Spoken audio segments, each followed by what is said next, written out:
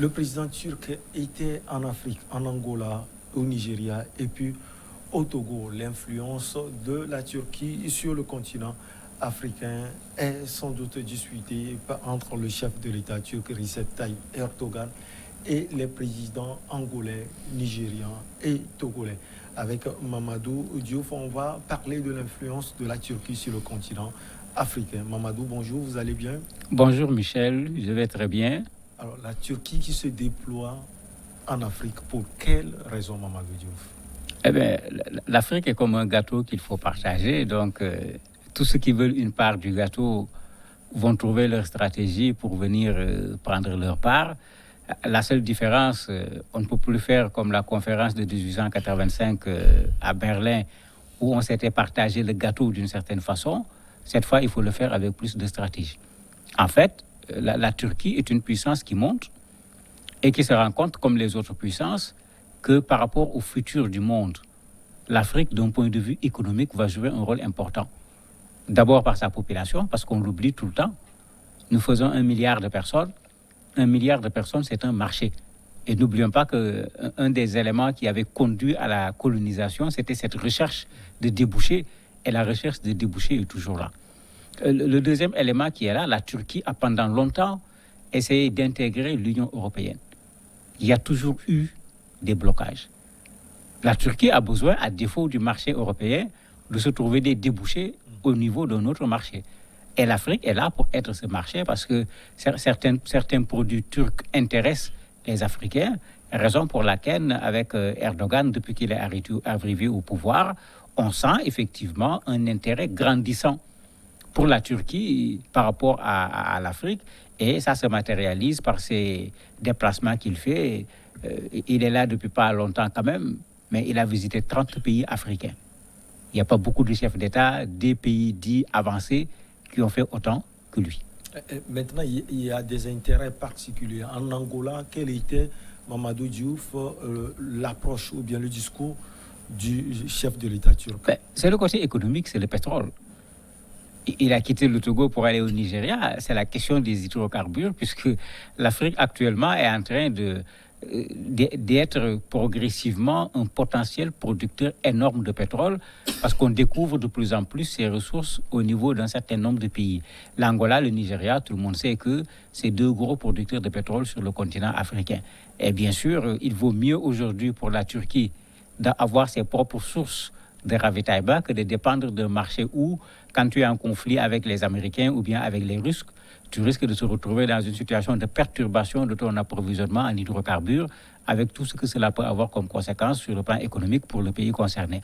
La Turquie l'a très bien compris et la Turquie est en train, effectivement, d'un point de vue stratégique, parce que dans l'économie, il y a ce côté argent, mais il y a ce côté également stratégie, d'aller un peu vers d'autres horizons pour pouvoir avoir sa propre source d'approvisionnement qui ne soit en relation avec aucune autre puissance qui pourrait interférer dans son approvisionnement sur le plan énergétique. La rencontre qu'il a eue avec le chef de l'exécutif togolais, Faure Gnassingbé, en présence du Burkinabé Roch Marc-Christian Kaboré, du Libérien Georges Okonkwo-Weah, parlait également du côté militaire et du côté sanitaire.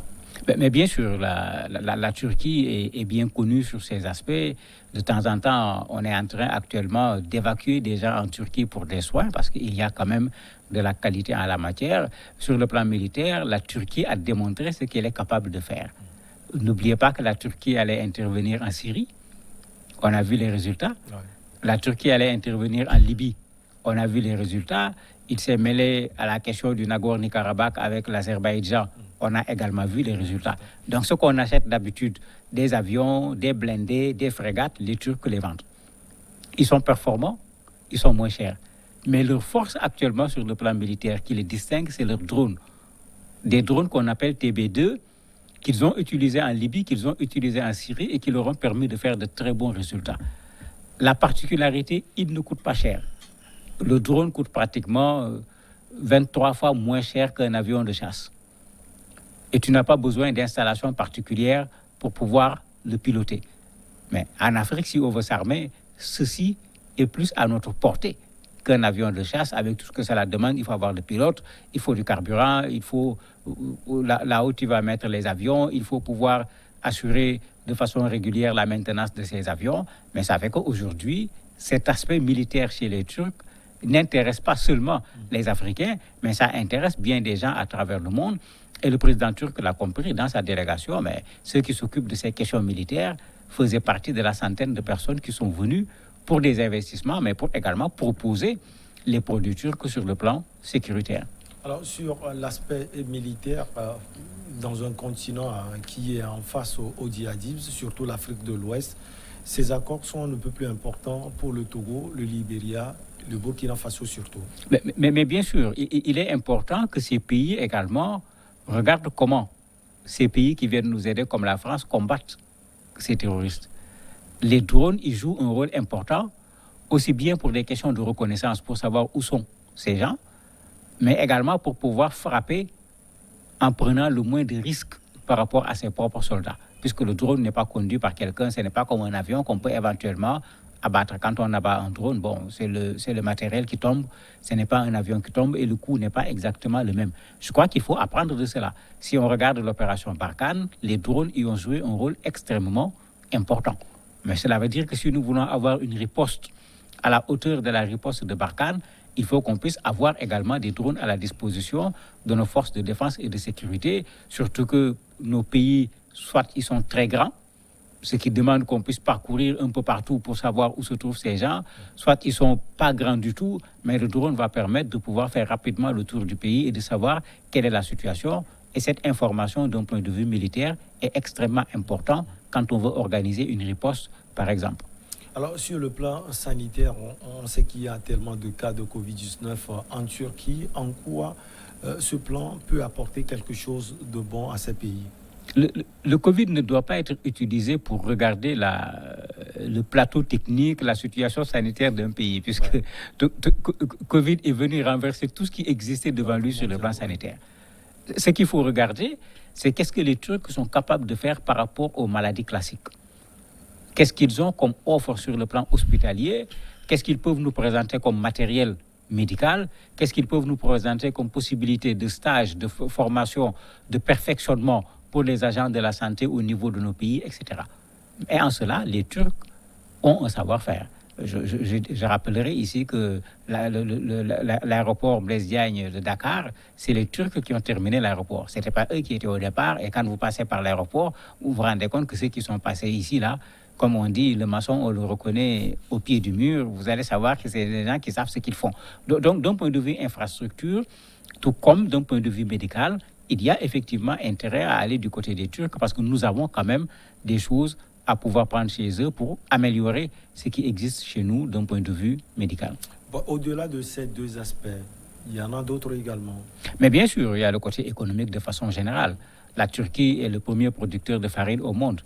Nous nous connaissons en tant qu'Africains en termes de production de farine, mais ça nous permet d'avoir un autre espace d'approvisionnement qui pourrait même amener à réduire le prix de la farine qui régulièrement pose problème chez nous parce que nous ne sommes pas de véritables producteurs de farine. Il y a le côté mobilité à travers Turkish Airlines qui est, avec Covid, les choses ont changé un peu, mais avant Covid, c'était parmi les meilleures compagnies aériennes au niveau de l'Europe. Et d'ailleurs, Turkish est déjà pratiquement dans toutes les grandes villes au niveau de l'Afrique. Ces échanges que les gens vont vouloir faire avec la Turquie, Turkish Airlines va pouvoir faciliter également ces échanges-là. Donc, il ne faut pas oublier qu'il est venu avec une centaine de personnes, opérateurs économiques comme investisseurs. Donc, ce n'est pas seulement sur le côté sanitaire, ce n'est pas seulement sur le côté militaire.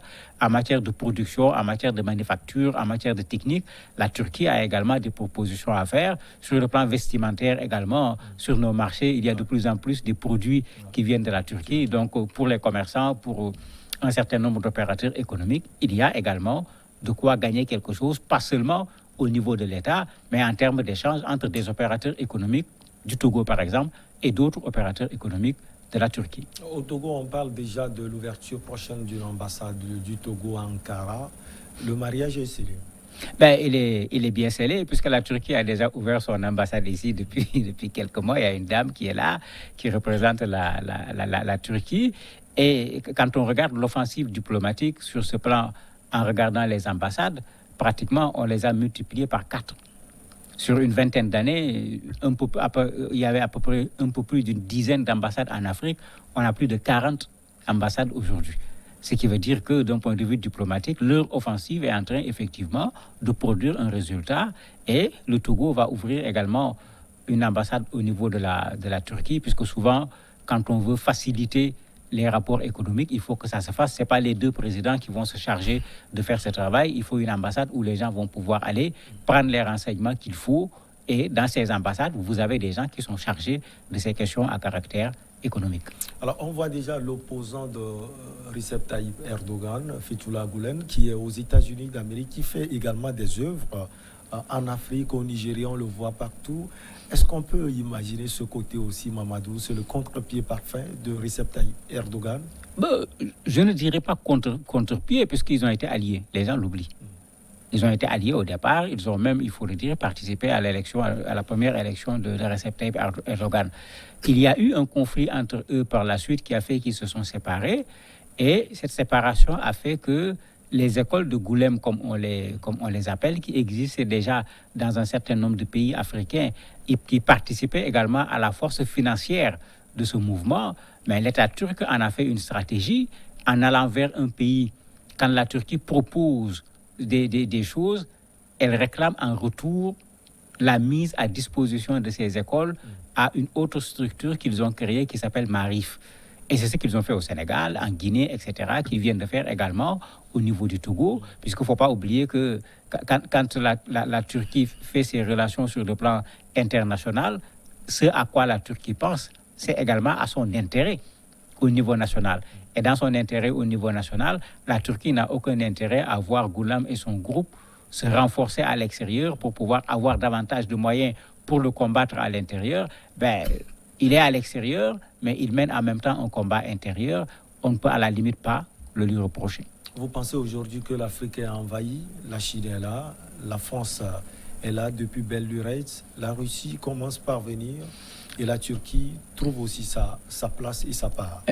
Moi, je ne dirais pas envahi. Il faut que nous, les Africains, qu'on fasse en sorte que la multiplicité de l'offre fasse fonctionner ce qu'on appelle la loi de l'offre et de la demande. Qu'on puisse, à travers tous ces gens qui viennent, choisir le meilleur qui nous propose ce qu'il y a de mieux en matière de qualité, mais qui nous propose également ce qu'il y a de moins en matière de prix. Qu'on fasse jouer la concurrence entre ces gens pour que ça ne soit pas l'Afrique qui est envahie, parce que quand on est envahi, ça veut dire que les gens viennent se servir. Mais que ça soit au contraire l'Afrique qui reçoit tout le monde, mais qui soit le premier à profiter de cette multiplicité de partenaires, mais pas d'envahisseurs, parce qu'il y a une grosse différence entre un partenaire et un envahisseur. Merci infiniment à vous, Mamadou Diouf. La pause, elle s'impose. Et derrière, on reçoit l'invité du jour.